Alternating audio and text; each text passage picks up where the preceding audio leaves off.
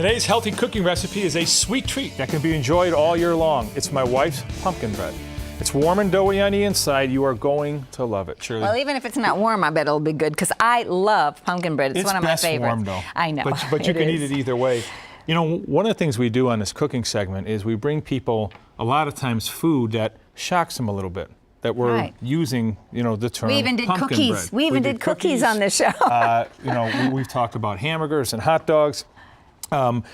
We like this any time of year, but certainly in the fall and the winter, especially when it's pumpkin-y time and all that kind of stuff.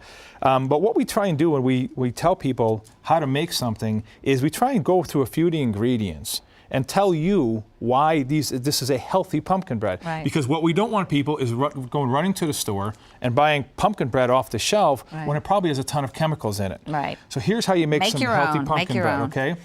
We use about 2 cups of organic unbleached sugar. Now, organic sugar has not gone through any processing. The sugar cane was grown in organic soil, so it's going to actually have some nutrients in it. And where do you get this? I am having a hard time getting organic sugar. Yes. Because Whole Foods has it, Wild Oats has it for our viewers out on the West Coast. My wife has been finding this stuff though at Dominic's and Jewel's. Oh, okay. You know, so it's our basic grocery stores. 16-ounce can of pumpkin. You can find organic pumpkin. Again, that's just pumpkins that were grown on farms where the soil is organic. We have some water in here. We have 4 free-range eggs. Now, as we've done so often, Shirley, on this show, seems like there's eggs in everything.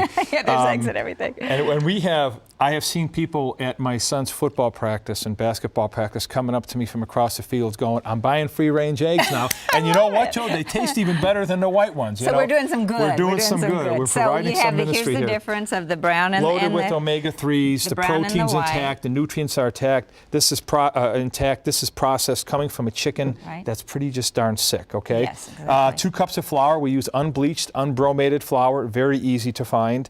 Then we add in some whole wheat flour. And that's interesting. Now, is that just kind of for health, or does it really contribute to the taste of the bread? Refined flour, that refining process, usually will have some oils in it to make the flour last longer. So it's going to have some trans fats. But when you hear the word bleaching, you know, I think of trying to get my spaghetti stain out of my suit or whatever, okay? But I mean the whole wheat. Is that you just adding the whole wheat flour to make it more healthy? Give it a little fiber. Okay, good. Give it a little fiber. Baking soda, standard.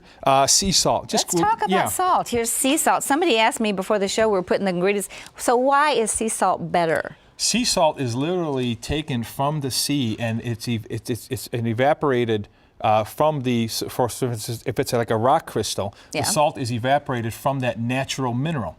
So it's actually nutritious. And is there less sodium in here? Less harmful to your body? No, the amount of sodium is the same, but it's in a natural sodium form. And I don't remember my charts table well enough. It's NaCl. Yes, sea salt is definitely better, and you don't want it iodized. Okay. Okay. You'll get iodine from other things. Ground cinnamon. Cinnamon is one of the best things people can take who have high cholesterol. It's great for your circulation, and it helps thin your blood. It's a superfood. It's a superfood. It's a superfood. So some ground cloves we have in here, and then the baking powder kind of keeps it all in together. Looks wonderful. Can we try some? Oh, let's do. But why is this? Well, you've given us some of the reasons why this is healthy pumpkin bread, but you know, just small changes makes a difference. Well, let's look at what we have in here. We have fiber, we have protein, we have complex carbohydrates. We have very little fat. You know, most of your fat's coming from the eggs. We have cinnamon in here to help thin your blood. Yeah. When my kids want a slice of this, Shirley, now my kids like to put a little butter on it. Oh yeah, I do too. And then they heat it up. Would you like put a little butter on it? Yes, I would like a little piece of this actually. I have to try this. But I just they have won't to eat say, the end pieces though. I always get stuck with the end pieces at home. They always want the middle pieces. Well, I have to tell you, this does not taste healthy. That's the key, isn't it? That's the key. Well, in today's healthy shopping, we're looking at burgers, bison, ostrich, and grass-fed beef. So which ones will benefit you the most, and what shouldn't you waste your money on, Joe? Before we get to that, I want to ask you something really important. Okay. Do you remember a show when you were a kid named Garfield Goose? Yes. Do you remember at the beginning, Fraser Thomas would always say hamburgers, hot dogs, spaghetti, and meatballs? And I just wanted to know if you knew that. Yeah. Because that's every time I think of hamburgers, I think back to that. Yes, because I'm not that much older than you, Joe. Let's not forget that. No, and I feel our audience, it was a safe question to ask, but one of the other reasons why I ask it is because when Fraser Thomas was saying hamburgers, hot dogs, spaghetti, meatballs, they were all healthy things to eat They at were. that time. Even back then, hot They dogs were healthy. And then we went through this process where we started putting all this weird stuff in our soil, this weird stuff in our water. We had factories kicking stuff out into the atmosphere that would then fall down into our soil. And if that wasn't bad enough, we stopped feeding our animals from that soil. And we started feeding them things that God did not design them to eat. We started feeding our cows grain. Have you ever driven down a country road and seen, a cow in a wheat field? No, they're usually just eating the grass. They're in the pasture eating grass. Yeah. We changed the dynamics, Shirley, and we've paid the consequences. Well, we changed it because it made fatter animals. It made them and bigger, more fatter, money. quicker, Yeah. got them to the market quicker. But it's interesting. We have here, and I don't know about the ostrich. I'm still a little iffy about the ostrich burgers. My husband actually has eaten them. But here we have 3 different types of beef which we could make burgers out of, or meats. And actually, before the show, I guessed by looking at them which was which. I made 100. Very impressive.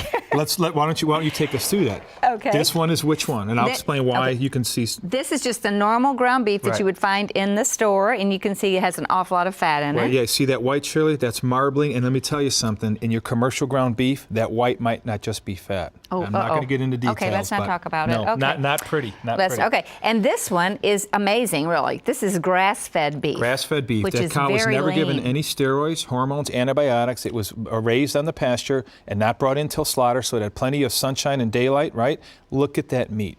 Shirley, what does that tell you? It This looks is like God's ground steak. I mean, God's design, man's design. Yep. God's design, man's design. And then this one, which I also lucked out, I guess that this is bison.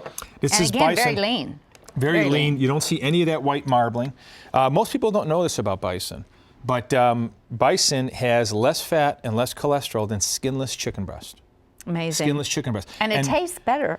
Bison tell you, ground beef it's is good. delicious. The steaks, I'm still kind of on the fence. Yeah. But My husband actually likes bison steaks. Does he? Yeah. Well, that's a blessing because you could eat that all day and Yeah. it's got less fat than chicken. We also want to give our viewers, Shirley, a couple tips on, the calories that we take in and the calories we expend. There's Atkins diets, there's all these diets out there. At the end of the day, if you consume more calories than you expend, you're going to gain weight. You're going to gain weight, Okay? yep. So there's all these different things we can do throughout the course of our 3 meals and a snack a day to really not sacrifice anything and cut a couple hundred calories there, a couple hundred calories there. It's 3,500 calories in a pound. If you cut 800 calories a day, that's 5,600 calories a week. That's roughly Wow. a pound and a half a week. Just by doing that, you could lose 5 or And 6 keeping the pounds a same month. amount of activity you used Keeping the to. same amount. So let's talk about hamburgers. How do you do that? Number one, you could eat your hamburger on an open-faced bun, cut back on the starch and the carbs a little bit, okay? And what I do is instead of putting cheese and mayonnaise on there, because you pull up to these fast food places and you see these places have 1,400 calories in it. Goodness, yeah. That's because they have mayonnaise on them and they have cheese But on I them. like mayo. What about light mayo or easy on the mayo? You could go easy on the mayo, Okay. but if you try this, if you put mustard and a little ketchup, I don't like and then mustard. you put if you can stop giving me a hard time here, I'm trying to make a point, all right? I don't This like isn't mustard. about you, Shirley. This is about our viewing audience. I represent thousands of people out there. But if you can bulk the sandwich up with things like lettuce, peppers. Yeah. You take peppers and you saute them, pickles, Tomatoes. and you can give the sandwich some bulk Right. that way. But you can cut back on calories. Now, just on the thing that the tip that we just gave, if you remove the cheese and you remove the mayo, Which I don't do cheese. okay, that mayo is the traditional mayo is like it's 180 calories for a tablespoon. It's high in cholesterol. It's and all high in that stuff, cholesterol, yeah. but if you've ever taken a tablespoon, when you anything that's by a tablespoon, be really cautious because if you ever took that and then you take a knife, scoop it off that tablespoon and spread it out, you're like, Where is it? Where's Yeah. the mayo?